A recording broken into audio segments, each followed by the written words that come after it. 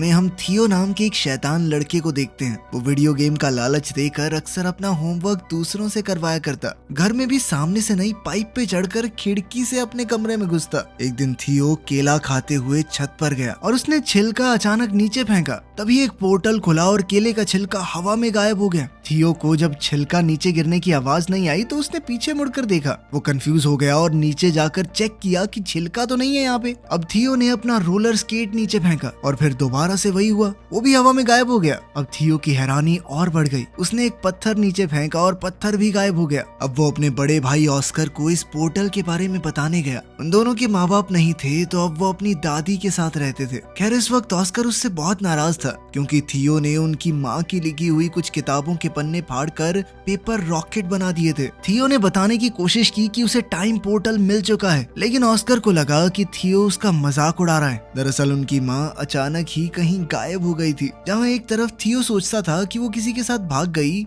वहीं ऑस्कर का मानना है कि वो एक काबिल साइंटिस्ट हैं जो कि टाइम पोर्टल्स को ढूंढ रही थी और शायद अब किसी और समय में फंस चुकी हैं। वो उनकी रिसर्च को समझकर अपनी माँ को वापस लाना चाहता था। अब दोनों भाइयों में लड़ाई बढ़ती जा रही थी। इसी बीच दादी ने उन्हें कुछ खाने के लिए बुला लिया। दादी के आगे वो दोनों शांत रहे, लेकिन दादी के जाते ही दोबारा बहस शुरू हो गई। ऑस्कर ने गुस्से में थियो को एक आधी गाली बक दी, जिसके बाद थियो ने गुस्से में ऑस्कर का टर्टल पोर्टल में फेंक दिया। ऑस्कर बेचैन होकर हर जगह अपने प्यारे टर्टल को ढूंढने लगा, जिसके ना मिलने पर ऑस्कर ने हर जगह अपने टर्टल की मिसिंग पोस्टर्स लगाए। ऑस्कर उस टर्टल के बहुत करीब था। वो उससे अलग होकर बस रोता रहता। जल्द ही थियो को अपनी गलती का एहसास हुआ और उसने सब कुछ ठीक करने के लिए पोर्टल में कूदने का सोचा। पोर्टल में कूदते ही थियो भी वहां पहुंच गया जहां सब कुछ पड़ा था जो उसने पोर्टल में फेंका था। टर्टल भी वहीं पर था। थियो टर्टल को लेकर घर चला गया और वापस वहीं रख दिया, जिसके बाद वो चुपचाप सो गया। लेकिन अगली सुबह कुछ बहुत अजीब हुआ। थियो अभी सो ही रहा था, लेकिन ऑस्कर काम के लिए तैयार हो गया। अब ऑस्कर की उम्र काफी बढ़ चुकी थी। थियो दरअसल उस पोर्टल की मदद से 1990 से 2022 में आ गया था। यहाँ ऑस्कर एक फिजिक्स का प्रोफेसर है। जल्द ही ऑस्कर डेविड नाम के एक आदमी की दुकान पर कुछ सामान लेने गया।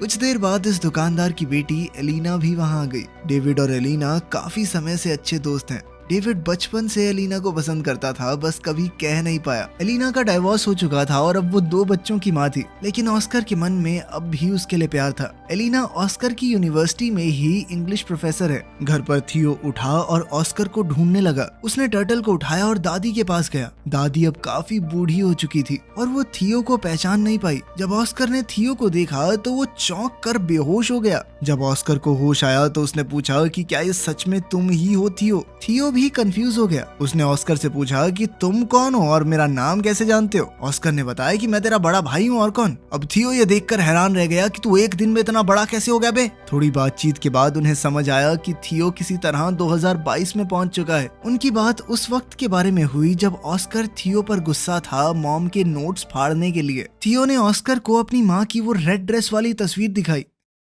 थियो अब परेशान होकर 1992 में वापस जाना चाहता था, क्योंकि उसे डर था कि अगर लेट हो गया तो दादी उस पर चिल्लाएगी। थियो छत पर गया ताकि वो पोर्टल में वापस कूद पाए, लेकिन जैसे ही उसने पत्थर फेंका वो गायब हुआ ही नहीं। ये वाला पोर्टल तो 2022 में बंद हो गया था। थियो परेशान हो गया कि वो पोर्टल बंद कैसे हो सकता है। इस पर ऑस्कर ने उसे समझाया कि टाइम ट्रैवल इतना सीधा नहीं है। जिस रास्ते तुम यहाँ पर आए हो जरूरी नहीं वो पोर्टल वापस भी जाता हो। अब ऑस्कर ने सोचा कि एक नया पोर्टल ढूंढना पड़ेगा ताकि 2022 से 1990 में वापस जाया जा सके। इस बारे में जानकारी इकट्ठा करते हुए ऑस्कर थियो को अपने सीनियर प्रोफेसर के पास ले गया। उसने बताया कि 2022 में साइंस और टेक्नोलॉजी ने काफी तरक्की कर ली है, लेकिन टाइम पोर्टल जैसी कोई चीज नहीं हो सकती। प्रोफेसर की बात सुनकर दोनों भाई वहाँ से वापस आ गए। थियो मॉडर्न दुनिया को देखकर काफी हैरान था। उसने ऑस्कर का फोन देखकर पूछा कि ये क्या है। ऑस्कर ने समझाया कि ये एक फोन है, लेकिन पुराने फोन्स की तरह इसमें नंबर घुमाने नहीं पड़ते, ना ही इसमें कोई तार है। ऑस्कर ने थियो को शांत करवाते हुए कहा कि अभी हमें पोर्टल को ढूंढने पर ध्यान देना चाहिए। तुम्हें 1990 में वापस जाना है कि नहीं? तभी थियो ने ऑस्कर को बताया कि मुझे हाथ से लिखी हुई एक लिस्ट मिली थी माँ के पेपर्स में, जब मैं वो रिसर्च वाले पन्ने फाड़कर रॉकेट बना रहा था।